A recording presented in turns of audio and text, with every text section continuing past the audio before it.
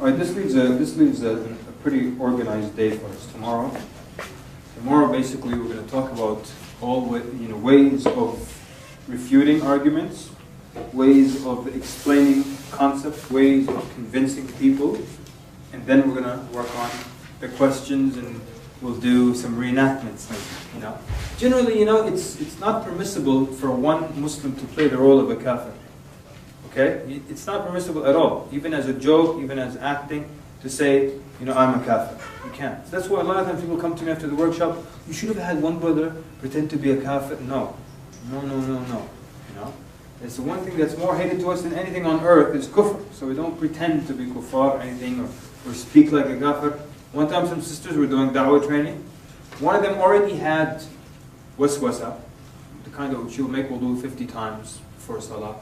And she had like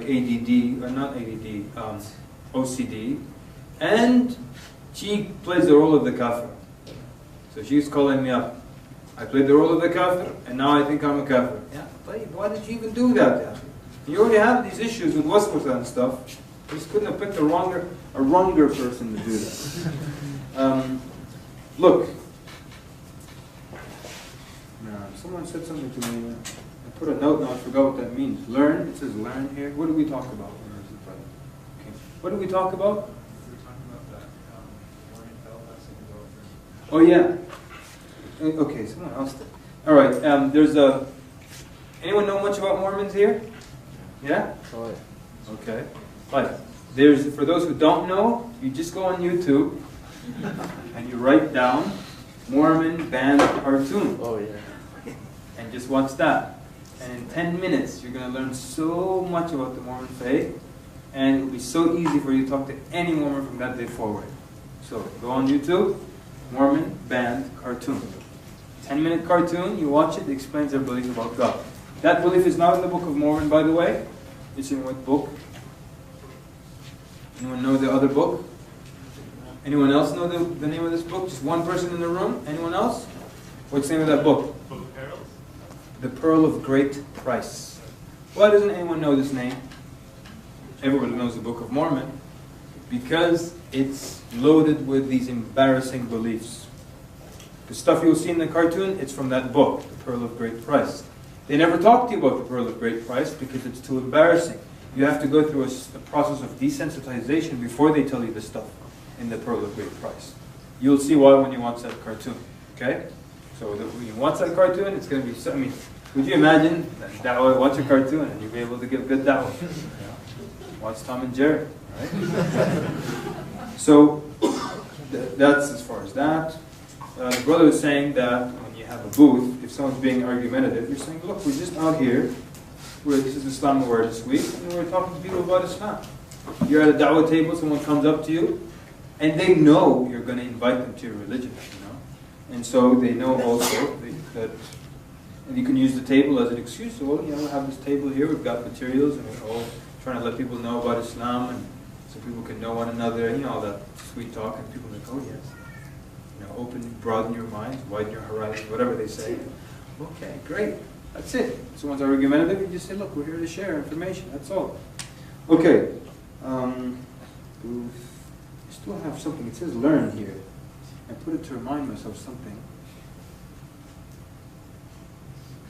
Oh yeah, you could probably also tell the person who's being argumentative that, it's all about education, and knowledge is power, and the more you know, the better, and we're living in a global village. All that fancy talk, you give it right back to them. The stuff that they just give it back. Global village. Knowing one another, peaceful coexistence. All that fancy talk. Let them have it. So then they feel, okay, well, maybe I need to broaden my horizons and not be argumentative and listen to what this guy is saying. We're going to do an exercise right now that I like very much. It's I call it because it's based on a booklet that I have written many years ago, never published. So Jafar calls it the virtual book. I've got a lot of virtual books out. I'm a well-known author in virtual land, So it's called The Senseless Evasion of the Muhammad Equation. It's a technique that, well, I don't want to say I developed it, because actually after developing it, I discovered that that the classical scholars have developed it, and there are many books on the same topic, and so on and so forth. So it's not mine, really. But it's a way of proving either the existence of Allah Azza wa Jal or the veracity of the message of Muhammad sallallahu alaihi wasallam through analyzing his life and his teachings and his sayings and his actions. It's a very simple premise, and it started, I first did it so many years ago. There was a Muslim guy who wanted to marry an atheist. Obviously, he can't marry her until she becomes Muslim, or Christian or Jewish. But I'm not going to give her dawah to become Jewish or Christian. So he said, can you prove to her that Allah exists? I said, actually, that's a very easy thing if she's willing to listen. So we sat down and we proved the existence of Allah Azza wa Jal just by analyzing the life of Muhammad sallallahu alaihi wasallam. We're going to do the exercise together. Now, it starts off like this. This is the premise or the idea behind it. Is that with the Prophet sallallahu alaihi wasallam, we have two options, right? Only two, not three, not four. That he was one, a genuine prophet of Allah, or that two, that he were an impostor. Okay? These are the only two. Would someone want to argue for a third one? He was either genuine or he was not genuine. Anyone want to argue a third one? That's saying that, oh, like he's not genuine whether he thinks he is or not. Yeah, exactly. He's not genuine. Either he's a genuine prophet, got a message from Allah, or he's not genuine. He made it up, he heard it from a devil, copied from another religion, whatever it is. Everyone agree? Great. So this is what you do with the non-Muslims. So this is the case. Either he was genuine, either he was not genuine. Now, if a false prophet now, if someone entered this room right now, and he said, look people, I'm the prophet of Allah. Now, obviously we know there's no prophet coming after Muhammad sallallahu alaihi wasallam, no new prophet. So if someone walked in this room, put that aside. Could you ask them questions to find out if they were genuine or not? Yes or no? Yes. Yes. Now, would it take you a long time to discover if they were genuine or not? Yeah? Long time? No. Very short period of time, right? Give me examples of a question you might ask this person. Yes, sir? How do you know you're a prophet? Okay, how do you know you're a prophet? There's no wrong answer. Whatever question you would like to ask. Yes, sir? How did you receive the message? How did you receive the message? What are you looking for here? I'm looking for you received from England to realize. Exactly. That's a good question. You see how it's a good question? Who brought you the message? What's the name of the angel who brought you the message? You might say, well, it was like Iblis or something like that. Yeah, you're right. Huh? What if he tells you, Israel or Israel or something? What do you tell him? No. It's actually not even authentic, that. It's the name of the angel of death. But on top of that, the one that usually visits prophets is Jibreel alayhi salam. So if they give you any name but Jibreel, you have a problem. What else? What other question could you ask? Yes, sir. Perform a miracle. Can you perform a miracle, please? One time we met a guy. He said, "I'm divine." We said, "Fly." He got upset. Said, "Why is it every time I tell people I'm God, they tell me to fly?" Because you should fly. What do you expect? You're God. You should fly. All right. What else? What other questions? Don't tell me this guy will walk in this room and stump us. Yes, sir? Do you know when is the day of judgment? Are you sure? Yes. Because a genuine prophet wouldn't know it either. Oh, so you're saying, what if he said, yes, it's on April this? Okay. Sorry, man. Jazakallah khair. Yes, sir? He asked him to resurrect someone. Okay. Some miracle, yes. We're done with miracles, yes. Well, because you're a prophet, I think you should live wealthy, so I'm going to raise millions of dollars for you so you can have a big mansion. And if he agrees to that, then he's not a prophet. Okay. And if he doesn't agree, he's probably a genuine prophet, yes? I just have questions that like all these things are things that are found in Islam. So how would that convince an atheist? Which things? Like Jibreel, No, just stay with us in our scenario here. Our specific scenario, a guy walked into this room, I'm a prophet of Allah. What questions would we ask him to see if he's genuine or false? Who's the angel that spoke to you? Hamza? Ask him to recite his revelation. Okay, I want to hear your message, right? And what are you really looking for?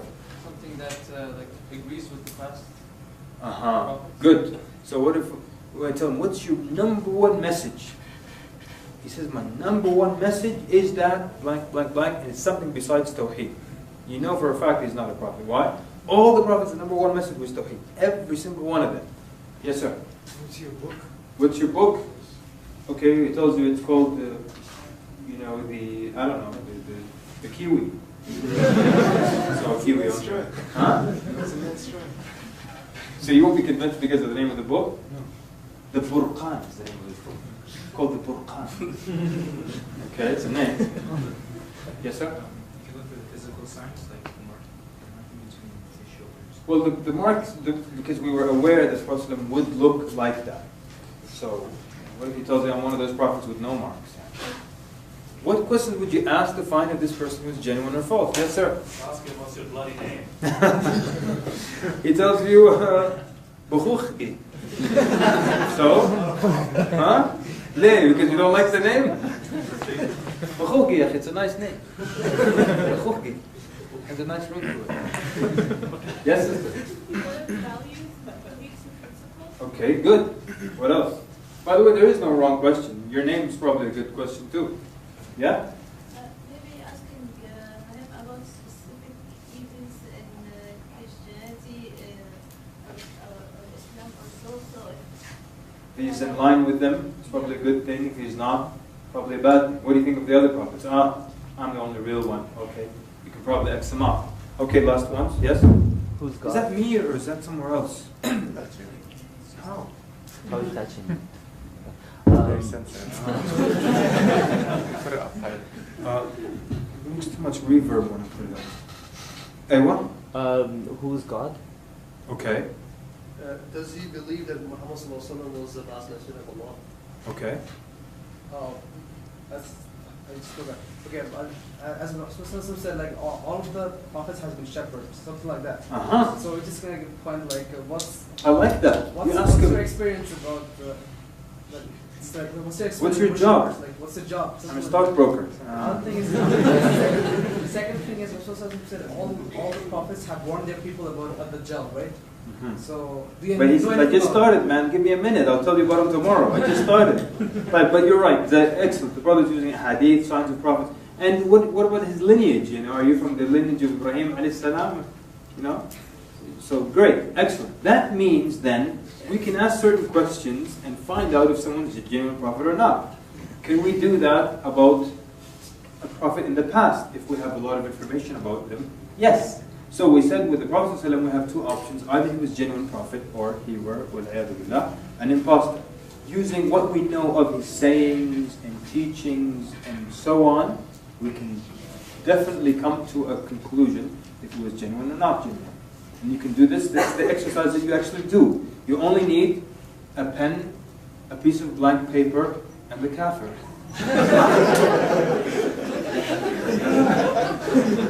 I like that, Ahmed. Like that. Ahmed approves, people. Ahmed approves. So you need a pen, a paper, and a kafir, and this is what you do with the exercise. You explain the two choices. That's number one. The two choices, either a genuine prophet or not a genuine prophet. Then, number two, we describe the environment in which the Prophet ﷺ showed up in. Pre-Islamic Arabia. The customs, the wars, the fighting, the things, the tribalism, how they held certain things very dear. They would fight over the most ridiculous thing. 30 years war over the most ridiculous thing. So now, in this environment, I hope you're taking notes because this is exactly how you do this exercise. In this environment, this is what you're telling the non-Muslim, a person is going to pretend to be a prophet. In this environment, people fight wars over the most ridiculous thing. He is going to challenge their gods, their idols, their status in Arabia. He has to have a motive. He knows they're probably going to assassinate him, go to war against him, hate him, try to kill him, all these things. He must have a strong motive. So what could his motive be? And here is when you start writing. So, number one. Someone give us a motive. Yes, sir. Money. So everybody write down money. Times couldn't get any worse. So I'm not going to write down, you write down. Money, okay? Someone else. Yes, sir. Power and women. Power and? Women. So there are two. So power, 3, women. Thank you for saying women now, because you usually have to pull it out of people. So money, power, women. What else? Yes, sir. Well, Money. What else? Status. Status. Okay, so power slash status. Money slash wealth. Fame. Fame. Put it near power status. Uh-huh. retribution. Retribution. For what? Well, any, like, money, Hmm? retribution for something like his tribe or his Okay. Retribution. Very good. What else? Sister. Maybe he is just not Thank you very much. What Yes. was said about Prophet Muhammad? Yes, madman. Maybe just mad. Attention. Attention. Okay. Fame, attention. maybe he's envious of someone else. So you can put, envy, or just pure evil. Whatever it is, whatever the non-Muslim tells you, you write it down. Someone once said, from outer space, write it down. Yes? He might actually be a prophet. Okay, well that we're saying now, we already saw, we said these are the two options. We're Okay, this is pursuing the path of him being not a true prophet. What would his possible motive be? He has to have some strong motive because he knows they're going to fight him and try to kill him. But you're alright, Jazakallah khair. That's on the other side. Anything else? Why would he pretend to be a prophet? By the way, with madman you can put schizophrenic, right? Or epileptic, sorry. Schizophrenic also, yeah? Possessed by a jinn, so possessed, we'll put that down. Schizo, S-K-I-T-S-O. Yes? My great joke made you forget it. Trying to regain lost land, like Uh-huh. king or from a kingly lineage, things like that. Okay, so he's trying to regain some kind of legacy, some kind of old heritage, or some old dominion of his parents, or something like that. Jealousy. Jealousy, we have that, right? Envy, jealousy, okay. Anything else? Divide people. None? Divide Just a problem maker. Just wants to divide people. Impossible. I mean, whatever people say, write it down. No matter how ridiculous. Yes, sister. Some secular people would say that in a way he was just trying to improve society. Okay, so someone like Confucius just wants to improve, just wants to help things, make things better. Right? Very possible. Write it down. What else? Yes, Muhammad. puppet. None? Be a puppet, like a called a puppet. Like there's someone else moving the So string? people say George Bush is like that, right? Uh-huh. So there's someone else behind him, so he actually believes it. Okay, possible. So it's being edged on by someone else, so write that down. Alright, should we stop or keep going? Political power. None? Political power. Political power, okay. Last one? None? Manipulation. Just wants to manipulate people, feel he's control. Last one? Desire to cause corruption in the land. Okay, so he's like the people that run Masajid now in America. I mean, kidding. Alright. I think I had too much tea in the morning. Yeah. Is that decaf caffeine? Extra caffeine. Okay. Now what you do, you let them empty out whatever's in their heart, put any possible motive, and then what do? You go back, using what you know of the Prophet ﷺ, and of his sayings, and his seerah, and his hadith. Brother, I think someone's waiting for you outside. I think. Yeah. So, just the brother, for him. So what happens? Now you go through these possible motives one by one and see, are they plausible or not? Alright, did you write down Martian, alien, all that? If someone said it once, fine, put it down. Whatever they say, put it down. Okay, so then let's start with the easier ones. So he pretended to be a prophet in Arabia because he wanted money.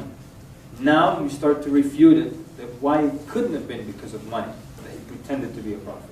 Such as, yes? He, of course, like he was not like a huge wealthy person. that he has, that there's no proof from his sirah that he has used money behind wealth or something. If that was the case, then he could do that. With all the wealth has been given to him for zakat and then for the funds for Muslims and things like that. You're 100% right. Give me specific examples. This incident, that incident. Yeah. He was actually offered, they came to him and said, look, if it's money you want, we'll give you all the money you want. If it was women, we'll give you... I'll stop you there because I'll have to repeat it all of it anyway. So the Quraysh came to him at the beginning of his call and offered him, if it's money you want, we'll give you money. If it's women, we'll marry you to the best looking woman.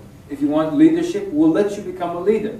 And the Prophet ﷺ refused. Something else, very good, Ziyad. Something else specific. Shiraz? For madmen possessed by a jinn. No, sorry, Habibi. We're just on money now. We're taking one at a time. But you're ahead of us, that's good. Ahmad? He died only with 7 dirhams. So when he died, there were like 7 dirhams left. And that's not an indication of someone who wanted money. Something else specific like that, yes? His room, Aisha's room, was like a... Look at the size of Aisha's room. 7 hands. Naam? 7 hands.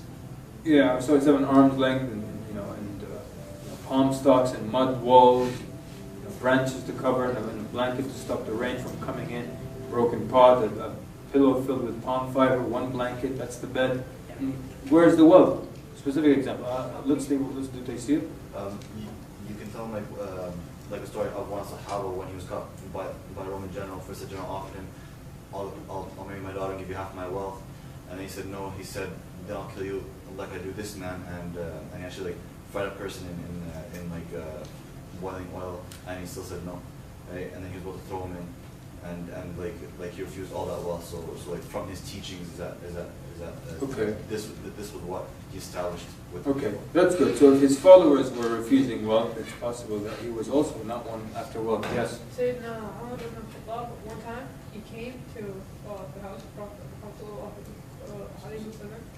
and when he opened the door, he saw there was nothing there of substance. There, except fiber mats. So Good. then he started to cry and said that the king of Persia. I'm sorry, I'm cutting you off because when we get to the point, because I want to finish the exercise before the end of the day. So very good, excellent. Yes, sir. It's also about when the Prophet married Khadija, he could have taken all the wealth and used it for luxury and stuff like that. Okay. Which he did not do. Right. The brother is saying when the Prophet married Khadija radiallahu anha, he could have used the wealth for luxury. Just on that point itself, a little before that, he was already wealthy before he became a prophet. True or false? Yeah. Very wealthy. He became poor after becoming a prophet. That really goes against the plan, right? What else? It's a question that people may say that, what if the story you are telling me is not correct? How I know that the story, even if it's written in an Islamic book or so, is correct? It's having one sense. Okay, I got you. Jazakallah khair. I'm actually going to have to answer that one. How you answer that one tomorrow, just so we can keep with the flow. But it's a very good question. What did they say? I don't know this Bukhari and Muslim you're talking about. So that's why you have to actually give some kind of explanation to how authentic hadith are and so on. We'll probably do that tomorrow. Okay, give me some specific things about wealth in the Prophet said. Yes. Okay, if he was going for money, as Islam grew, his money would increase. Okay, but as great. I said, he was rich initially, and his money went down. So good. Obviously. Shiraz. I believe there's a hadith near the end of his life. He mortgaged his armor, got some food for his family. But at that time, he was the head of a state. Right. It's basically encompassed almost all of Arabia. Very strong point, Ibrahim. Well, there's a hadith, I don't know if it's authentic or not, where he said that if I had a mountain of gold, I would not keep it with me for 3 days for more. I would give it away. Give it away. But give me examples of actual times when he gave away. Alright, sorry, everybody, jazakumullah khair. So, Hunayn, the Prophet would give, tens of thousands of camels and goats and herds to people after battles. Dinar, 70,000, give it out. 10,000, give it out to the poor. Dirahim, he would just keep giving and giving and giving while he lived in a state of poverty. Even the problem that happened with his wives, radiallahu anhun, was related to them asking for a higher stipend or a higher salary. And he still refused to the point where it caused them problems. And imagine now someone gives you $70,000 cash and you distribute all of it, and you go home and tell your wife, give me 70,000, and I distribute the whole thing. And then she gets upset with you. Why don't you bring us some? Look at the condition that we're living in. So, that, how about when Urwa ibn Zubair asked Aisha, when she told him that for 2 months there would be no fire lit in the house of the Prophet ﷺ. He asked her, how did you survive? She said, al-aswadan, dates and water. So all these things, you keep listing them, and you see that he wasn't, you can easily cross out money, that he wasn't after money. One more thing. Every one of these motives, think of it as it relates to the Quran. Okay, we're talking about an imposter who obviously would have to write his own Quran. How would money be reflected in the Quran? Someone tell us? He's an imposter, that's his motive, and he wrote the Quran. Yes? Give me more money. That's what it would say. Bring, some money to their Prophet. Make sure, the Prophet's taken care of. Bring your wealth to the Prophet. But what about the 1/5, the spoils of war? He's not saying to give it to Allah and His Messenger. So it's not a sign that he wanted money. But he gave it away. Huh? But is it a sign? No, because what happens to that 1/5 of the spoils of war? They give it to the poor. It's not for the Prophet ﷺ personally. So you understand how, then now everybody can X out money. You can prove to them it wasn't about money. Alright? Next, which one should we do? So money, wealth is out. We've got power, status, fame. How can we prove it wasn't about any of these? Give me specific incidents. Ahmed. Christ said that we'll worship your God for 1 year. And that means so during that year, he could have been, the all-powerful, right? In the area. Yes, sir? When he said if they put the sun on my right hand and the moon on my left hand, I wouldn't give up this message. Okay. Jazakallah khair. Okay. Yes, sir? When you came in, you were going... Can sisters hear, by the way? Sorry. Can sisters hear me? No? I apologize. Okay? If you would go into a room where the Prophet and Sahaba were sitting in a halqa, you wouldn't know which one the Prophet Wow. Jazakallah khair. Give me a second, Shiraz. Excellent point. Let's just think about that point a little bit. So the Bedouin Arab comes, and he can't tell which one, he comes to the masjid of the Prophet ﷺ, he can't tell which one is the leader. So he has to ask, Ayyukum Muhammad. Can you believe that? Can you walk into any room now or in any religion and not know who the big shot is? Have you ever heard of someone walking to the king's court and talking to the jester, your highness? And it's so clear who the king is, who the big shot is, from the way they sit, from the way they dress. Buildings now, when you walk in, the architecture of the room tells you who's the big shot. All the chairs facing that one. If you go to a meeting room, can you tell where the CEO sits or the chairman of the board? Yeah, because he's the one who has the chair with the arms, armrests on it. It's at the head of the table. So you can tell easily. You go into any religious establishment. There's a guy at the door. He's got a hat like this. You go further inside, there's a guy hat like this. Further inside, the guy's got this huge hat, he's breaking his neck. That's the guy who's in charge. The biggest cloak, the longest scepter, whatever it is. But the Prophet said, it couldn't have been that he was after power, fame, fortune, or something like that, because he would sit like the companions, dressed like the companions, and it's so clear then. Jazakumullah khair. Yes? Oh, it's like whenever the Rasul initiated a project, he used to take part in the project, as physically, as the digging up the trench, right, building the masjid. Excellent. So he used to separate himself from everything else. So the brother's saying, Prophet would physically take part in digging the trench, building the masjid. He did all this work. Yes? Regarding power, the fact that he used Shura himself with his companion. Excellent. Jazakallah khair for being so insightful. Never heard that one before. He used Shura. Power and fame, political power, control, and he uses Shura, consultation. Excellent. Shiraz will get to you now. Fadal. His successors, they lived frugally as well. They didn't, from the Khalif to the generals. Excellent. They didn't do anything, even though they conquered them. So you use Abu Bakr and Umar. Even they lived this type of life, and of course Uthman and Ali radiallahu anhu as well. And even actually Muawiyah, the more authentic narrations. So excellent. Yes, about power and status and fame. In the battles he fought, like any other, or Okay. It wasn't him like in the back and sends his men off to fight. Sending people off. He's Excellent. flying or like Okay. whether it's Excellent. Jazakallah khair. So you get the idea now. We'll take the last one. Muhammad, you had your hand up for a while. During the Treaty of Hudaybiyah, the guy said we don't want the messenger of Allah on the contract, and he actually with his own hand Erased it. So that's something. Excellent. Did you hear that, sisters? The Treaty of Hudaybiyah, he said we don't want Muhammad Rasulullah, and he erased it with his own hand. Okay, great. طيب. How Ahmed, on time are we doing? Half an hour? Yeah. Yes. No? You can give me exact, and it's not an issue. Try to end on time. All right, let's do the next one. Women. You ready, Muhammad? Go ahead. I didn't mean that in a bad way. I don't know why you're laughing. Go ahead. Rasulullah didn't get married until he was 25, and he didn't get married again until after his first wife, passed away, until he was over like 50.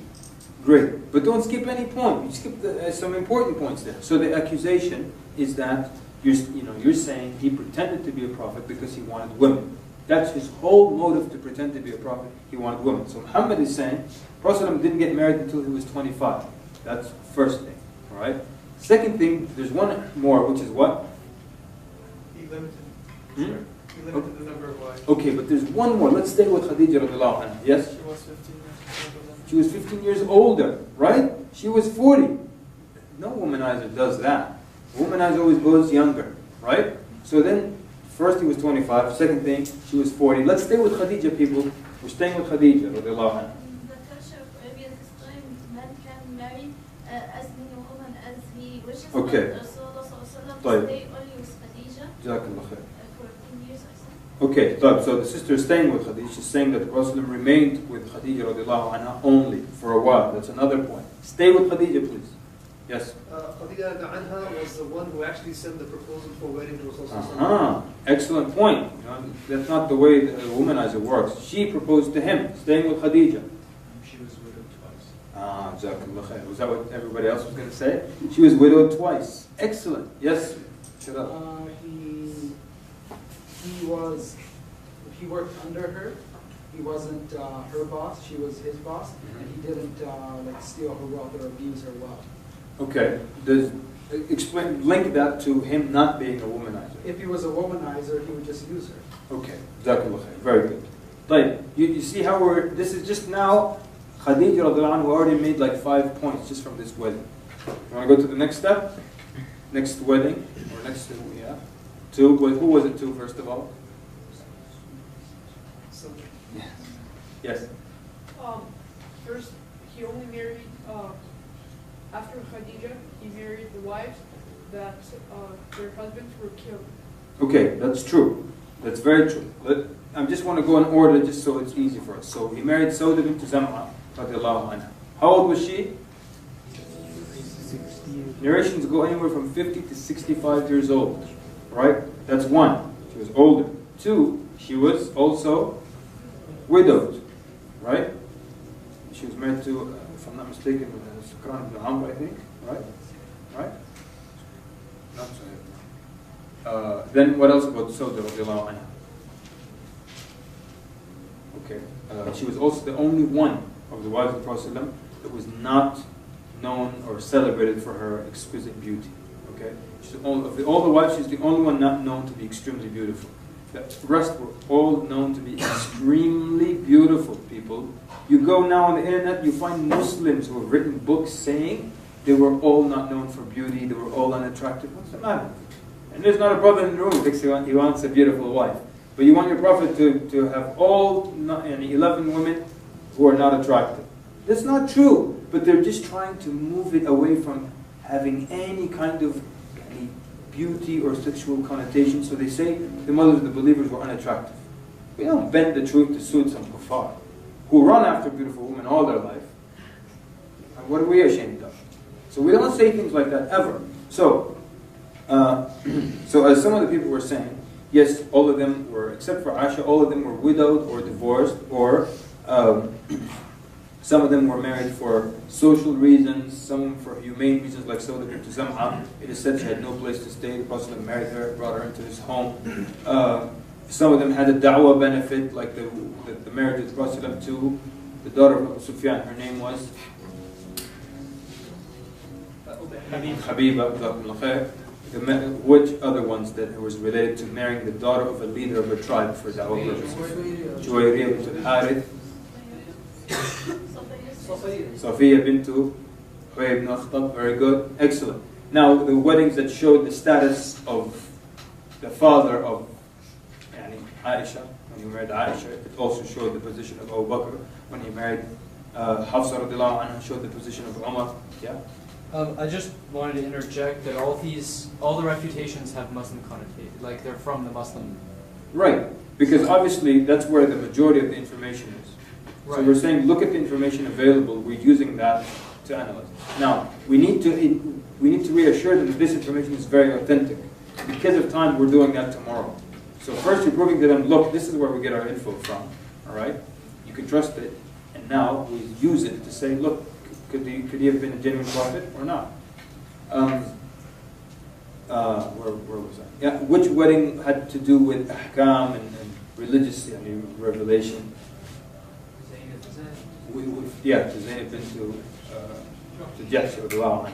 Right, great. So now we're starting to see, when you look at it, you don't see this trend of someone who's a womanizer. You see someone exactly the contrary of that. Yeah. Anything else you want to add to the marriages of the Prophet ﷺ? That he wasn't about women? Link it now to the teachings, to the Quran, just like we did with money. Yes? Two of the marriages were orders from Allah subhanahu wa ta'ala. Okay, which two? Aisha radiallahu anha And Zaynab. Zaynab is actually the easier one, right? So Aisha and Zaynab. Yes? If he was just using them for sexual reasons, why are they called the mother of the believers? Okay. And why are they just, who said the Prophet put a limit, the Quran put a limit. It says, that la yakhulid lak an-nisa, that it's not permissible for you to marry after this. Why put an end to it? And why 11? If you're making up the deen, and you're a womanizer, and that's why you made up the deen, the sky's the limit. Right? What about the teachings, the Quran? And the Prophet, of course, would write it, and their motive would be reflected. You have to write that down. The motive would be reflected in his teachings because he made it up. Muhammad, Quran. The environment he was in before the Quran was revealed, it was actually much easier to do any type of womanizing. So. Right. So why make a religion that restricts it and then, but what about the message? What would his message say if he wrote the Quran with that motive in mind? Yes, sister?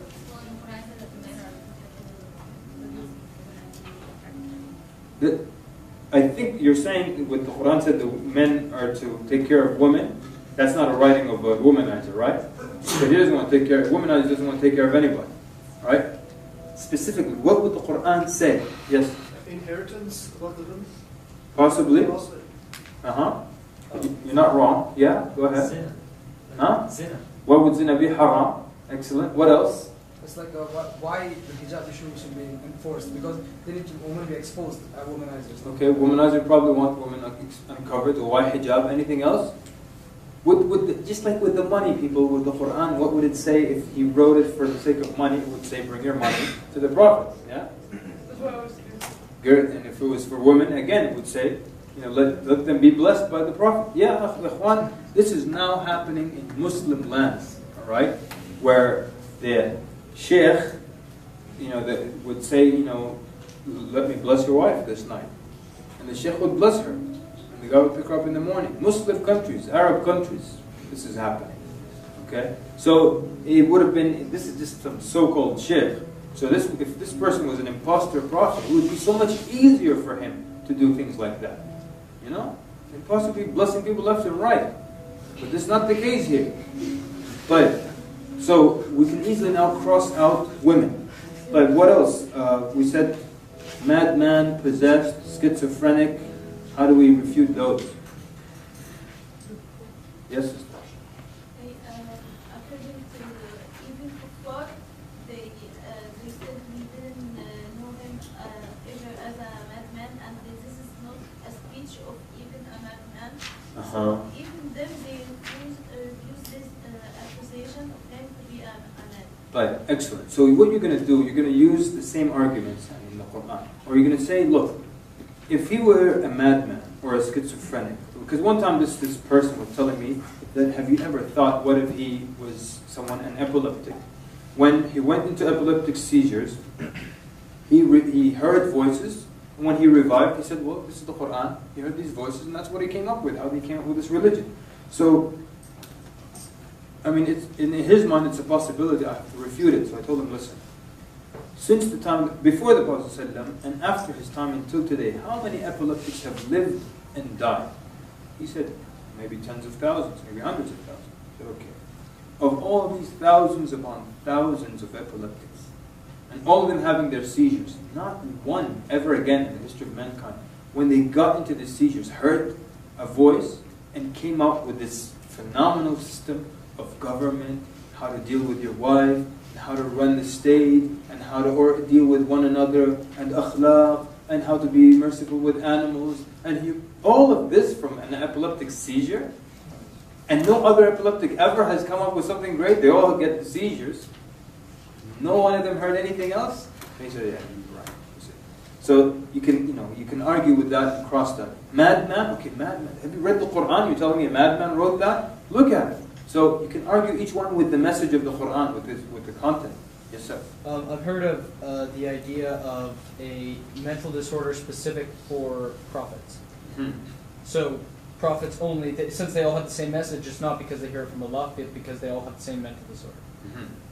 But at the same time, this mental disorder brings out this good message? Well, it's the same message anyway. Oh, I see. And so this is just a culmination of yet another message. This was a sane person who made this argument? Wow. So how do you refute, can we stay with this one? How do you refute this specifically? Shahada. That's just a medical disorder common to one person. Like your asthma or your cancer is not related to the next person's cancer. So why does the Prophet ﷺ talk about Isa, Ibrahim, and Adam, and all the other prophets? Okay. So that's actually another section. When you look at, let me take the brother. Go ahead. The Prophet himself questioned this. He was skeptic that he himself was getting mad when he first got the revelation. With Zainab radiallahu anha. Yeah? With Khadija. Getting married, you said? No. He questioned the same. Oh, receiving the message. When he received the Ahsan, message, Jameel, he thought, am I not one? Jameel, yeah, he himself thought of that. Like, I'm sorry, I'm going to pause a little bit here and go into the message of the Quran. What can you tell me about the message, the teachings of the Quran that prove it couldn't have been written by a man 1400 years ago in Arabia? Number one. In Surah Al-Baqarah, there's an ayah that says, if anyone can come up with a book like it, then if you challenge them. So the challenge, if anyone can produce a book like the Quran, has anyone been able to? No. You've seen some attempts, right? And they were all utterly ridiculous. Great. Quick point, yes? Okay, so basically you're trying to say the science in the Quran. True? There's a lot of science in the Quran. Very good. Yes? The moral teachings and the scientific evidence. Okay, scientific evidence, moral teachings. Give me something specific, Ahmad. Specific, I say no contradictions. Okay, that's good. No contradictions, Look, let me ask you this. Sorry, Zia. Think of it like this. If you told the Quran was revealed over a period of 23 years, yet it remains consistent, right? Isn't that a sign that it's not from a human being? What if I told you right now, start writing a book and finish it in 23 years? Is that book going to be the same? No way. You're going to start off, writing, not much contemplation, not much wisdom. As you grow older, and we shall do this, and your language improves. You use big English words like elephant and hippopotamus. So it would change in 23 years. Your writing would change. Your wisdom would increase. You would go back and rewrite certain chapters. Quran remains consistent, even though it was revealed over a period of 23 years. That's a sign. It couldn't have been written by some human being. What else? Also, if I'm trying to pretend that I'm a prophet, I wouldn't write the Quran in 23 years. I'll try to get it done in a few months and say, here's your book for the end of life. Most likely, right? Because I'm not guaranteed that I'm going to live for another 20 years. Okay. Yeah? Rasul Sallallahu was illiterate. He didn't write or read. So something like so. How could he write? Well, what if someone says he dictated it to someone? And also, how could he then know all the events that happened with the previous prophets, also future events? Excellent. So the brother brought up two important points. Too much history to know back then, and then we'll take this point, and then we want to discuss future events. Yes. He was an Ummi, and how could he write such a classical Arabic grammar? He spoke well, though. We know that, right? He was the most eloquent. So he dictated it to people, they'll tell you. But the point on the future. Give me quickly some points about the future mentioned in the Quran. Yes? In the Quran it says that the trees have sexes, male and female. Okay. And scientists have just That's discovered true. that 50, 60 years ago. That's science. Stay with future. Future, something that will happen in the future. Hamza? Excellent. What about the Rome? Is that what you're going to say? Yeah? That the Romans have been defeated, and then after their defeat, they shall become victorious again in an odd number of years. And this was something in the future. And it happened. How many years later? 9. Just as the Quran said it. This is a knowledge of the future. Prophet couldn't have known this. Right? Yes.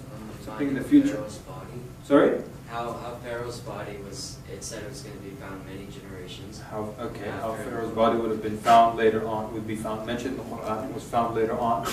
How time would speed up In the Quran?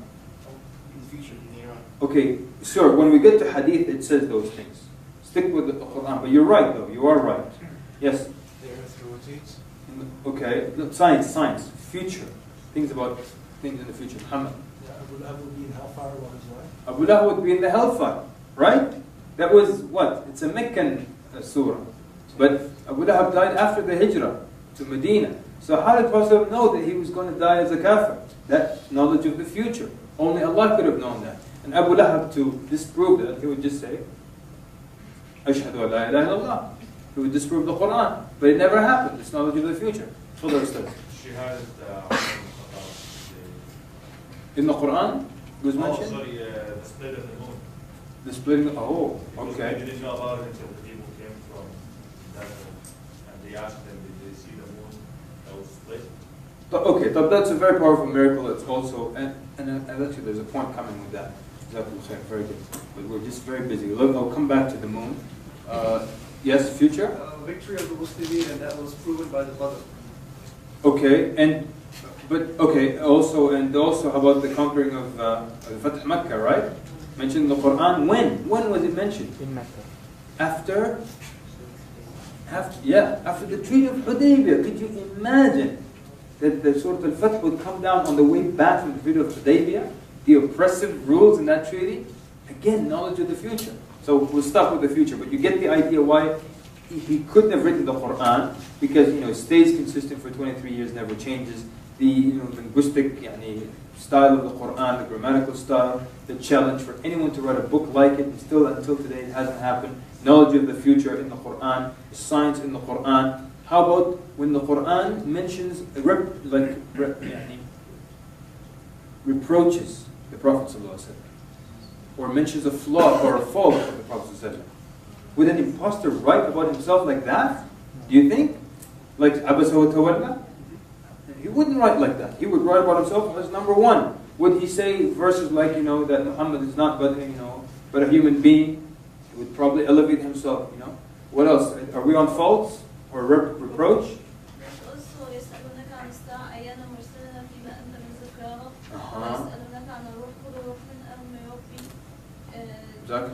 All the questions, sorry to cut you off again, but all the questions, they ask you about the Day of Judgment.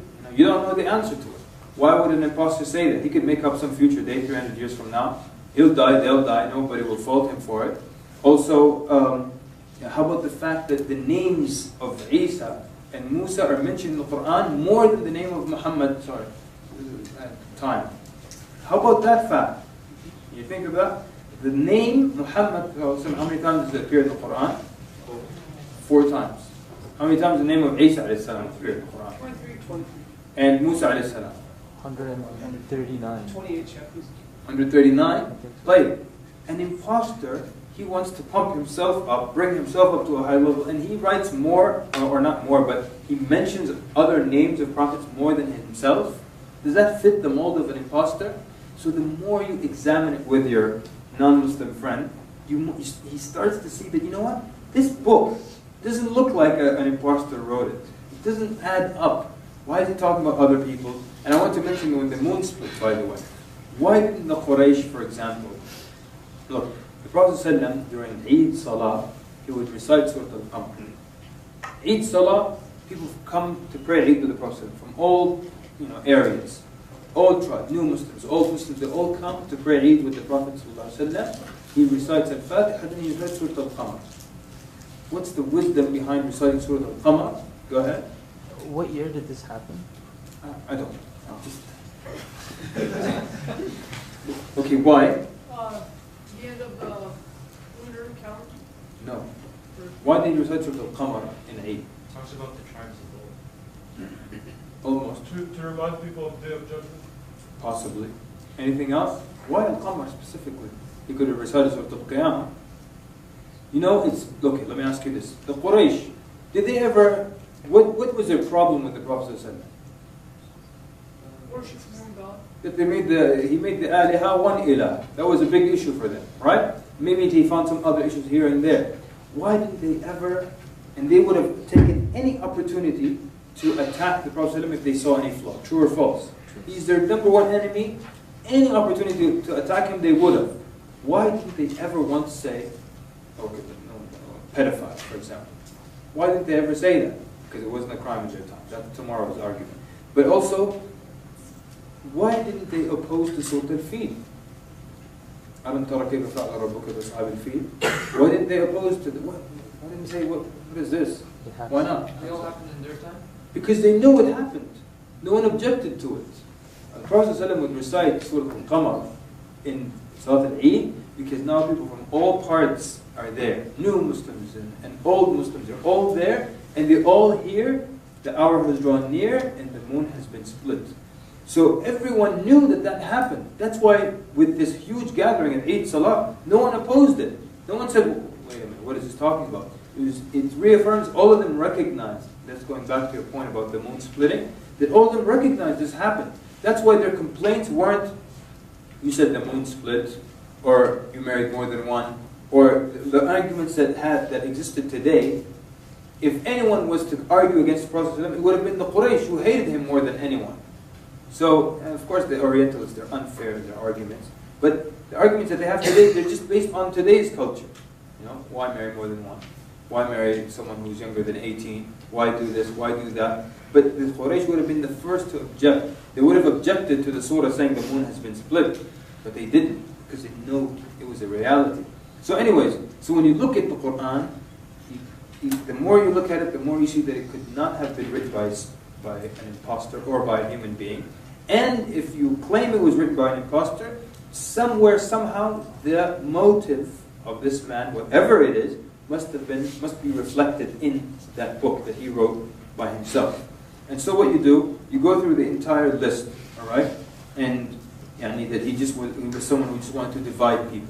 Like he wanted to divide people, but he's the one who gave the hadith that you should not even have animals fighting against each other. You shouldn't even rile one animal up against the other. And he's telling me he was there just to split. Then why the ayat about وَاعْتَصِمُوا بِحَبْلِ اللَّهِ جَمِيعًا, hold fast to the rope of Allah, telling them that the Muslims are like the building, the bricks hold one another, and that if one part of the body is ill, the other part responds with fever. So it doesn't add up. Something else. An imposter would not practice what he would preach, right? That's how you find the imposter. So you go, the Prophet ﷺ, he would say, قُمِ اللَّيْلَ إِلَّا قَلِيلًا, and he would sleep most of the night except for a little bit. But the Prophet ﷺ would stand in prayer until his feet would swell. So what kind of an imposter does that? You don't have to put the act when you're at home, right? So the fact we have this testimony into his life in detailed aspects. We know how he bathed, how he put on his clothes, how he spent time in his personal life with his family, how he ate, what he liked to eat, what color he liked to wear, how he combed his hair, how he parted his hair. We know everything about him. If there was anything private that we would have known, he would prove to us that he was not a genuine prophet, that he would not practice what he would preach. But everything we see tells us that he was a genuine prophet. And so basically you go through the entire list and you keep showing them. And like I said, I know some of you are thinking, well, we're using hadith, we're using Quran, and they don't believe in Quran, they don't believe in hadith. But we'll discuss that further tomorrow, inshallah. And when we do, you go out and you try this exercise. Like I told you, the person was an atheist, and she became Muslim. She's still Muslim. She's got 2 children now, mashallah, happily ever after, inshallah. There's also, that one time I tried this with a coworker, and there was no work, and we just kept talking about this, and in the end, he said, we also, by the way, did something else that day. We listed all the skills of the Prophet ﷺ. Every skill that he had. We can make a long list now. Every skill that he had. His skill of arbitrating between people, speeches, military tactics, and raising children, dealing with your spouse, also counseling. Every skill that Prophet ﷺ had, we listed it on a piece of paper. And then, of course, if you're saying he's an imposter and he wrote the Quran, he has all the scientific knowledge back then. So, oceanography, the stars and the planets and orbits, embryology or biology, there's so many. You just keep listing. Overwhelm the person. Just list all the skills that he has. Just keep listing. His knowledge of the animal kingdom, the bees, all that stuff. Make a huge list. And in the end, made that list, said, okay, what do you think? You think one person can have all that? So this guy came up with something. He said, look, I think that Muhammad was probably the reincarnation of all the great minds in history into one man. So I said, listen, let me ask you honestly, what do you think is more probable? That he's a reincarnation of all the great minds? Because when you look at quote unquote great minds, you'll find this guy excelled in this thing, but it was one field. Thomas Edison, what did he have? 200 inventions. He did steal some of them from other folks, by the way. But at the same time, it's all dealing with electricity.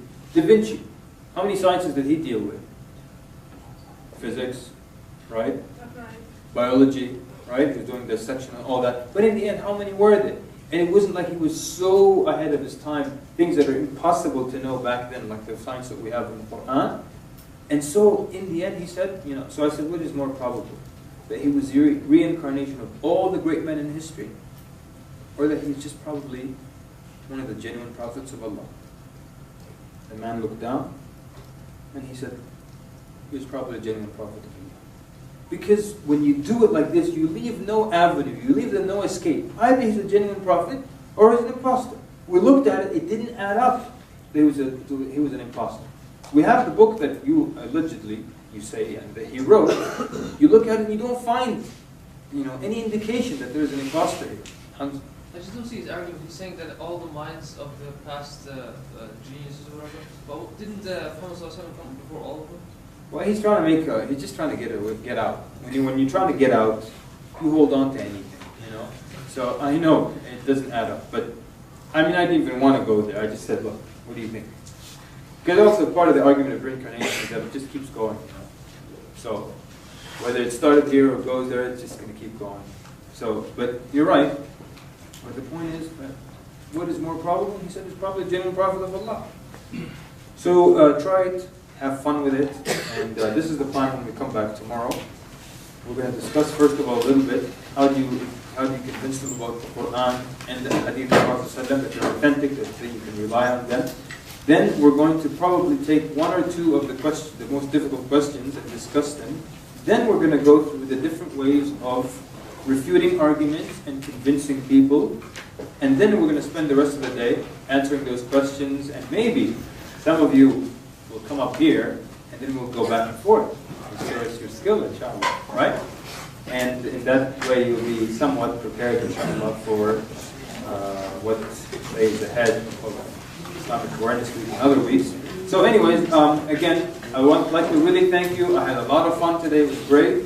And, excuse me for my jokes if they were too good. And sallallahu Muhammad wa ala alihi ajma'in. Any announcements? Assalamu alaikum wa rahmatullahi wa barakatuh. Okay, Jazakallah khair everyone for coming.